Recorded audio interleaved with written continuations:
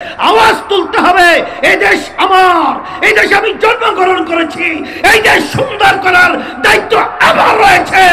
চাঁদাবাজদের জায়গা বাংলার জমিনে হবে না, খুনিদের জায়গা বাংলার জমিনে হবে না। আমাদের দেশের টাকা বিদেশে পাচার করতে দেওয়া যাবে না। সর্বদিক থেকে আওয়াজ তুলেন, কারণ ব্যক্তি দলের চেয়ে দেশ বড়। ইসলামী আন্দোলন বাংলাদেশ 1987 সালে প্রতিষ্ঠিত হয়েছে।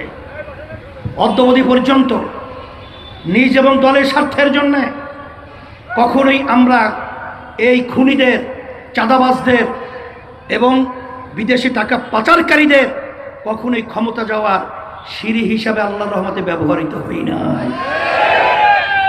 ইসলামী আন্দোলন বাংলাদেশ প্রতিষ্ঠা থেকে শুরু করে দেশের পক্ষে কথা বলে আসছে, মানবতার পক্ষে কথা বলছে এবং ইসলামের পক্ষে কথা বলছে।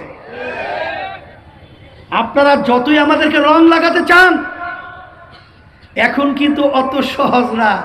এখন কালাকে সাদা বলে আর চালানো যায় না, এখন দিনকে রাত্র বানানো যায় না। সবাই জেনে গেছে আপনাদের চরিত্র, সবাই জেনে গেছে ইসলামী আন্দোলন বাংলাদেশের চরিত্র। ইসলামের পক্ষে একটা বাক্স, পিয়ার পদ্ধতির নির্বাচন, এটা শোনার পরে এখন আর ঘুমাতে পারছে না, অস্থির হয়ে গেছে। মনে হয় যেন তাদের সামনে, আমাকে বরিশালে একটা প্রবাদ বাক্য আছে, এই প্লেটের ভিতরে খানা বাড়া, তার সামনে থেকে নিয়ে যাওয়া। এই পদ্ধতি তো খানা নিয়ে যাওয়ার পরিবেশ তৈরি হয়। এই জন্য আমার ভাইদেরকে বলবো, আসেন, আল্লাহ রাব্বুল আলামিন ফ্যাসিস্ট, খুনি, টাকা পাচারকারী ফ্যাসিস্ট সরকার, হাসিনার সরকার 3 ঘন্টা আগেও জানতো না যে হেলিকপ্টারে চড়ে এদেশ থেকে পালাতে হবে। তা আল্লাহ যখন এত বড় শক্তি খুনিকে আমাদের দেশ থেকে পালিয়ে দেশকে স্বাধীন করেছে, আবার আর এক ফ্যাসিস্ট আসবে, চাঁদাবাজ আসবে, খুনি আসবে, আমার মনে হয় আল্লাহর রহমতে হবে না।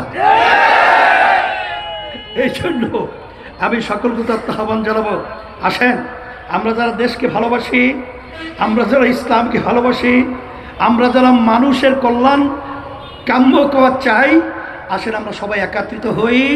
পিয়ার পদ্ধতি নির্বাচন হতে হবে এবং প্রয়োজনীয় আপনার সংস্কার হতে হবে এবং দৃশ্যমান এই খুনি, চলে টাকা পাচারকারীদের বিচার হতে হবে।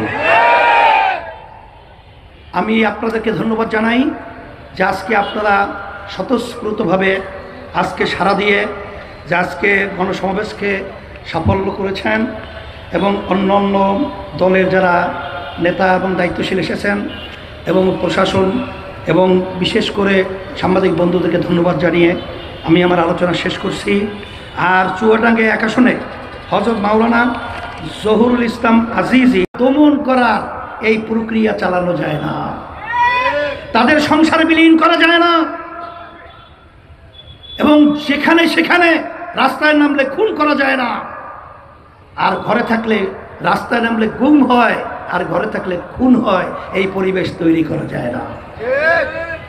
এই জন্য আমার ভাইদেরকে বলবো, এক শ্রেণী বুদ্ধিজীবী আমরা লক্ষ্য করেছি, শিক্ষিত মহলের অনেকে আমরা লক্ষ্য করেছি, আপনারা দল করেন, দলের দিকে তাকিয়ে কথা বলেন। আমি তাদেরকে অনুরোধ করছি, 53 বছর স্বাধীন হয়েছে দেশ, 54 বছর চলছে, যাদের মাধ্যমে দেশ চলেছিল, যারা পরিচালনা করেছে, এই দেশটা একবার দুইবার নয় 5 বার তাম দুনিয়ার ভিতরে চোরের দিক থেকে 5 বানিয়েছে, হাজার হাজার মায়ের কোন সন্তান হারা করেছে, আমার শত শত ভাইয়েরা চক্ষু হারিয়েছে, আর কোনোদিন জীবনে আলোর চোখ দেখবে না, আর কোনোদিন আলো দেখবে না। আজকে সেই মায়ের কলিজা ফাটা চিৎকার আর আমাদেরকে শুনতে হবে না যে আমার সন্তান আজকে কয়েকদিন পর্যন্ত আমাকে মা বলে ডাক দেয় না। আর কতদিন এই অবস্থান চলবে? এই জন্য আমি সর্বমহলে, সর্বশ্রেণীর আমার সাংবাদিক বন্ধুদেরকে, প্রশাসন ভাইদেরকে এবং শিক্ষিত আমার বাজানদেরকে এবং সর্বমহলে সর্বদিক থেকে